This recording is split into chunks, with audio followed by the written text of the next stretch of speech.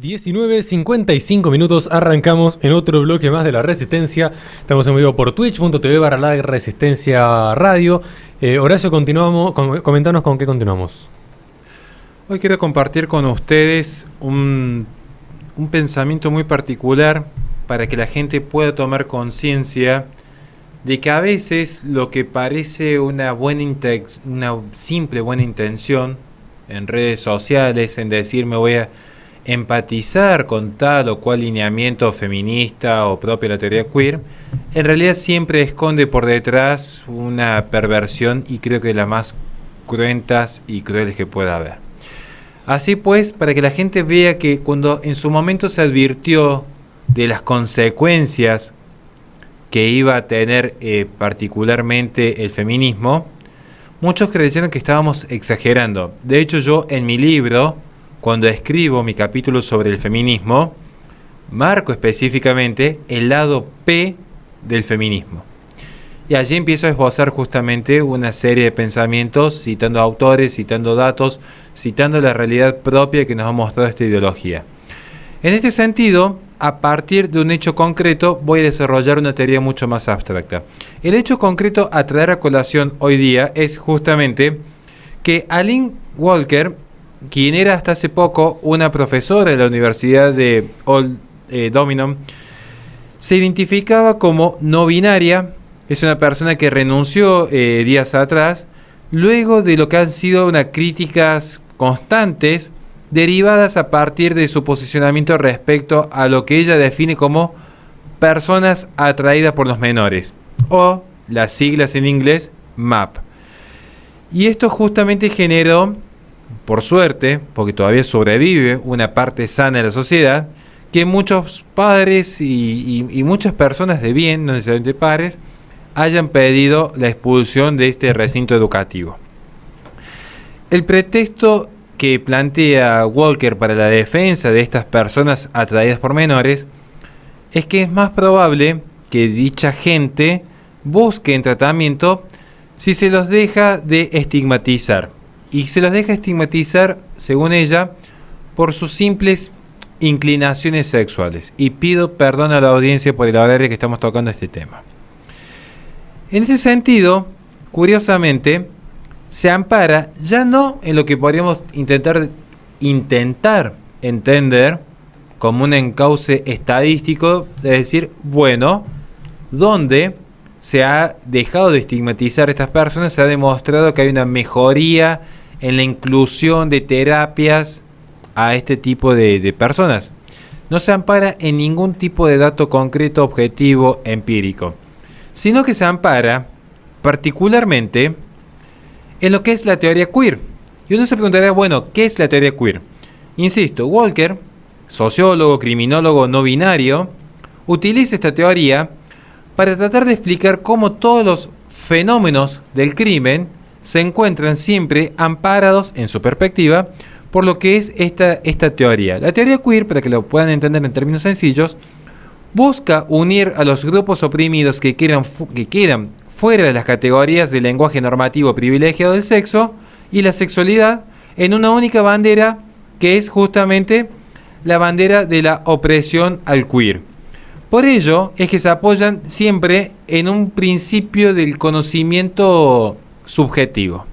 Es decir, lo que se dice es, las categorías sexuales de lo masculino y lo femenino están justamente diseñadas para oprimir a toda disidencia sexual. Y este conocimiento, insisto, no emerge ya de un pensamiento conservador empírico en ese sentido, sino de un pensamiento racionalista abstracto y particularmente subjetivo. Es decir, los saberes emergen simplemente por la percepción y la vivencia particular que puede tener cada individuo. Ahora, esto tiene una aplicación, que es lo que a mí me interesa llegar en un punto más abstracto, tomando justamente como punto de partida a Walker.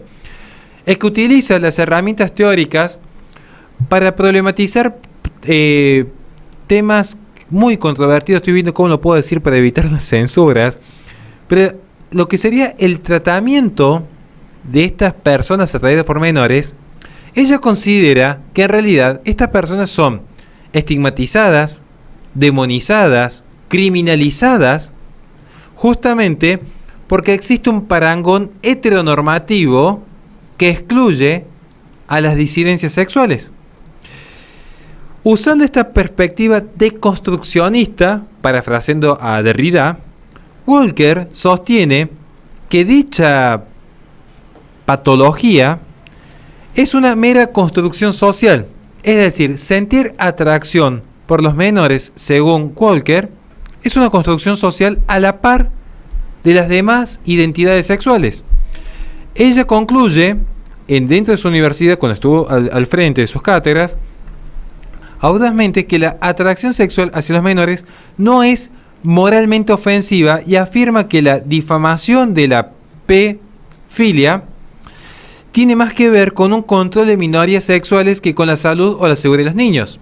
Básicamente lo que está diciendo es, esto que para las personas que somos normales nos parece el peor de los crímenes, lejos de los peores crímenes que hay, que incluso los que por ahí somos más, entre comillas, pecadores, sabemos que hay un remedio que tiene 22 milímetros de la solución.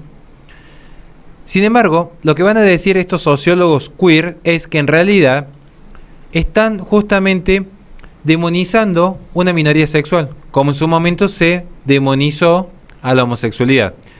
Que de hecho, este ataque a estas personas que sienten atracción por los menores no tiene nada que ver con cuidar a los niños, no tiene nada que ver con la salud, no tiene nada que ver con la educación, tiene que ver simplemente con mantener estos estereotipos de asimetría de poder. Esto es lo que sostiene justamente la teoría queer. Y lo está sosteniendo justamente, lo cito a esta persona Walker, para que la gente tome conciencia de qué hablamos cuando hablamos. No estamos simplemente inventando, sino estamos mencionando a gente que estaba al frente de las universidades imponiendo este tipo de contenido. Sorprendentemente, si uno empieza a estudiar en profundidad, vamos a ver que no estamos tomando una excepción específica en Walker. De hecho, ya ha habido incluso hasta charlas TED reivindicando y romantizando la atracción hacia los menores. Pero es más, cito nuevamente, otra profesora universitaria llamada Vanessa Panfield ha trabajado extensamente, incluso publicado artículos académicos donde se busca la desestigmatización de la pedofilia. Panfield parece tener incluso un empleo bastante bien remunerado en la ODU, lo que le permite que sus tareas académicas se puedan dirigir exclusivamente a la publicación de ensayos en defensa de lo que ella define como simples minorías sexuales. Y ni hablar si yo tomase como punto de inicio las tesis de Simone de Beauvoir, incluso Kate Millett o Shulamit Firestone, que fueron mucho más radicales, y por qué no a Michel Foucault, a quien se cita constantemente, que recuerden que en su momento Michel Foucault solicitó la eliminación de las leyes de consentimiento sexual en Francia, igual que como hizo Kaylee Rubin cuando escribe en 1984 Thinking Sex. Considerar que en realidad la edad es un factor accidental, que todo tiene que ver particularmente con la maduración de los órganos sexuales y no particularmente con la edad psicológica, con la edad natural, porque de hecho todo es una construcción. Es más, hoy se está trabajando en algunas partes del mundo que así como no es necesario inscribir el sexo del nacimiento, que tampoco se inscriba la edad, porque es un dato biológico. Y para muchos un dato biológico irrelevante en este mundo postmoderno, en este mundo relativista, en este mundo que ha atomizado al individuo. Lo que es curioso es que en muchos de estos análisis suelen faltar ciertos datos. Por ejemplo, veamos, no se muestran las consecuencias del consumo de contenido más 18 en los niños. Algo que incluso Walker llega a reivindicar en parte. Tiempo atrás, no puedo recordar el apellido de este docente universitario que también, ya era un caso latinoamericano, que incluso llegó a considerar y se elevó a Europa esta idea de que el acceder a la pornografía era parte de los derechos sexuales, reproductivos y madurativos que tenía que tener todo niño. Y creo que lo llegamos a tratar acá, si mal no me equivoco. Sí. Entonces digo, ya empezamos a ver que no estamos hablando simplemente de una suerte de teoría conspirativa que planteamos los conservadores. Las herramientas teóricas de la teoría queer se utilizan justamente para justificar las visiones personales que poseen, lo intenta justificar, que poseen los adultos al momento de fantasear con niños. E incluso en este proceso de la sexualización de niños, llegan a decir que el punto donde estaría, donde no se los toque. Pero acá hay un problema de fondo, y esto yo lo he trabajado tanto con Pablo Cardoso como con Ezequiel Baigorre, que están especializados en estos temas. El perverso, naturalmente, va a trabajar en pos de llegar a concretar su acción. No es un mero deseo, no es simplemente de me antojé de una gaseosa o quise ver una película y puedo vivir sin hacerlo. De hecho, el perverso, y esto está estudiado, está en mi canal bien detallado, el perverso comienza actuando para ganarse la confianza y llegar a concretar sus deseos. Porque es una pulsión muy particular, no es una simple pulsión de alimentarse o de dormir. Ni siquiera se trata en el fondo de una pulsión sexual, es una pulsión de poder. Entonces las lógicas cambian por completo. Lo que es más cercano, por ejemplo, a los adictos, por ejemplo, que no pueden sostener su deseo de el consumo de ciertas sustancias y que por más que su propia conciencia se los quiere impedir, su fuerza de voluntad es débil con respecto a sus impulsos. Exactamente. Y acá, viendo justamente, para no extender tanto el bloque, hay un tema de fondo que es el siguiente. Esta teoría queer, esta idea de la subjetividad plena, de que todo es una identidad sexual que se va construyendo, donde no hay nada que sea inmoral. Básicamente lo que te están diciendo es que vos mantengas relaciones o fantasees, que vos fantasees con otro hombre, con una mujer, está a la par de que fantasees con un animal, o con un niño, o con un cadáver. Básicamente es el absolutismo del relativismo. Es todo relativo, porque son deseos. Y ojo, que esta teoría queer, y a mí me ha pasado, no crean que me la debaten muchas veces las feministas, que hay un espacio específico del feminismo que todavía guarda cierto sentido común. Hay mucha gente que hoy andan vanagloriándose con banderas que no son particularmente argentinas, y tampoco son las multicolor, que también defiende esta idea de que es subjetivo, está en la esfera íntima de la persona, no hay por qué atacarlos. Es como que ellos tienen la libertad de desear lo que desean, pero no tienen uno ya no tiene libertad de expresión para criticarlos, al menos.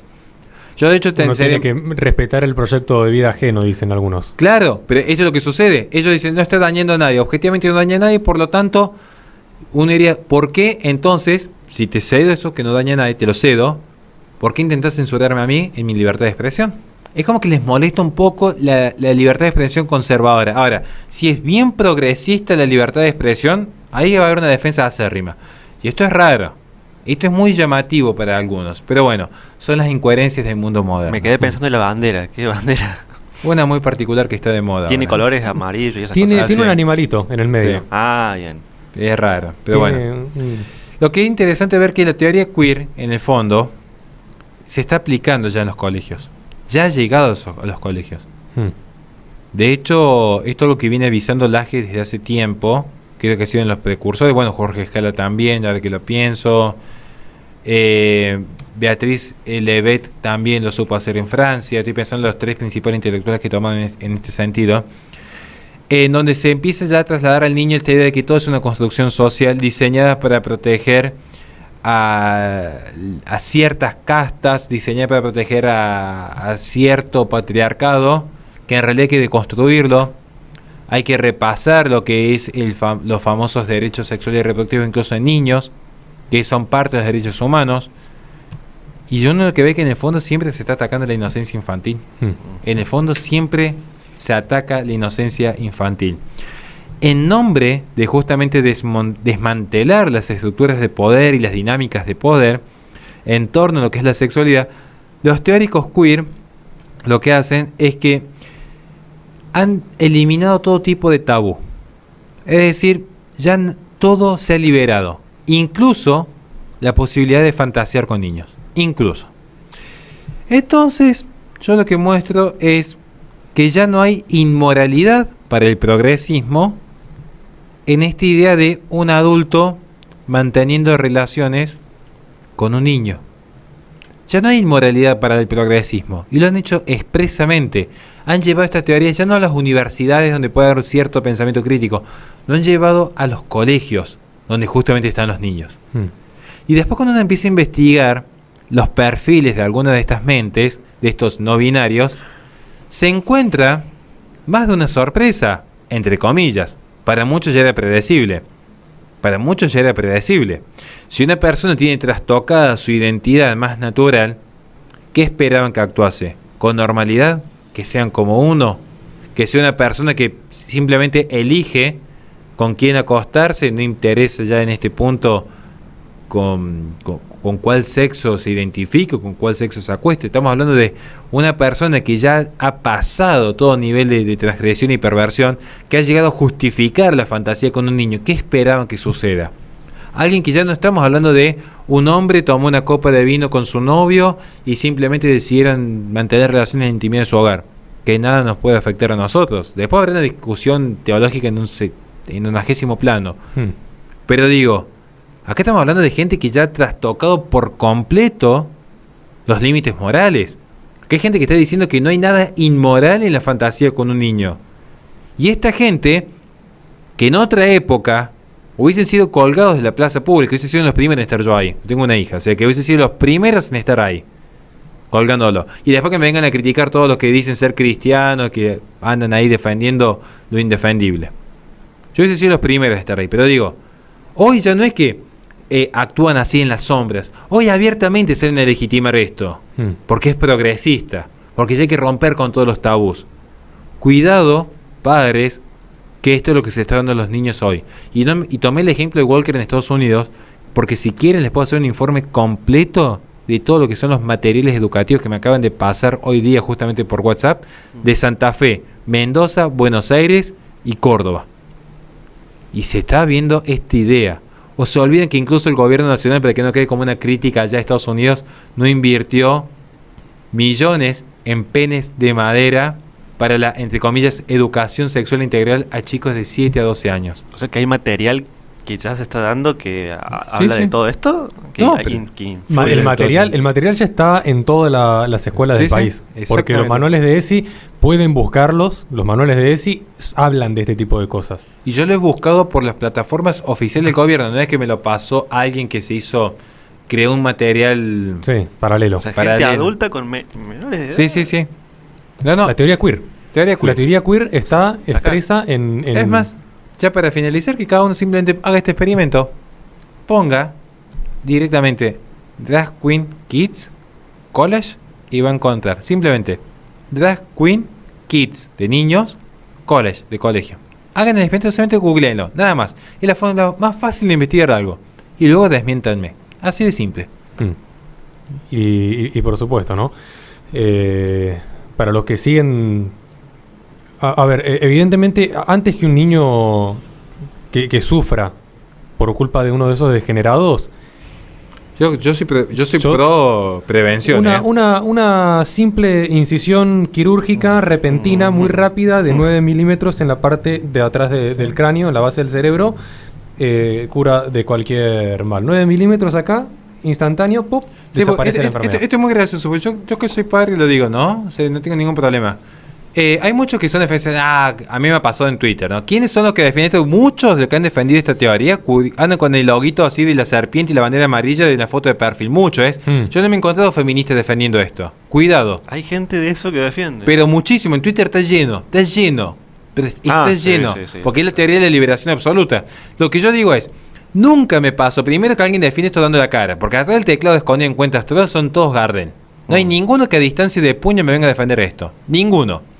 Y a veces sos un machito violento. Y le digo, vos sos un tontito cobarde. Prefiero ser un machito violento antes que tengo los nudillos quebrados por defender a mi familia y no ser un tontito cobarde que anda escondiendo cuenta troll. En primer lugar. O sea que orgulloso de ser este machito violento. Y no un degenerado. Y defensor degenerado. Porque de última, el degenerado asume las consecuencias de ser un degenerado, es como el delincuente. Yo he hablado con delincuentes, dicen, yo salgo de caño y si me toca perder, me toca perder. Ahora, peor es el que desde el country anhela ser un delincuente y como no le dio la nafta para ser así de malo, los defiende, los legitima, los justifica. Porque sabe que el día que se libere todo va a poder formar parte de ese club. Pero tiene miedo a las consecuencias todavía. Por eso defienden lo que defienden. Entonces lo que yo digo es, yo nunca encontré a ninguno de estos defensores de estas teorías que tenga hijos. El día que tengan un hijo, yo quisiera ver si van a poner a su hijo tan amado en un jardín de infantes, donde digan, no, pero mira, es un tabú, es una inclinación, no hay que demonizarlos, no hay que estigmatizarlos, es una orientación más. Hagan la prueba, fíjense si algún padre se animaría.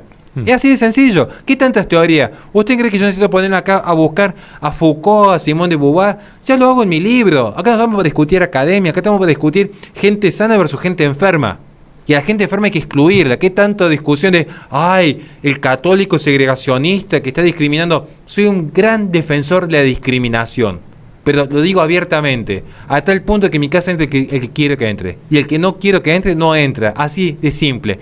Es el mayor acto de discriminación que yo tengo. Aparte, la vida se trata de discriminar entre lo bueno y lo malo. Siempre, constantemente estamos discriminando. No, pero viste que hay algunos que dicen ser cristianos. No, que cómo vas a discriminar. Es que claro, porque bueno, si para a ciertas personas la moral es totalmente subjetiva, obviamente que y es relativa, no podés discriminar.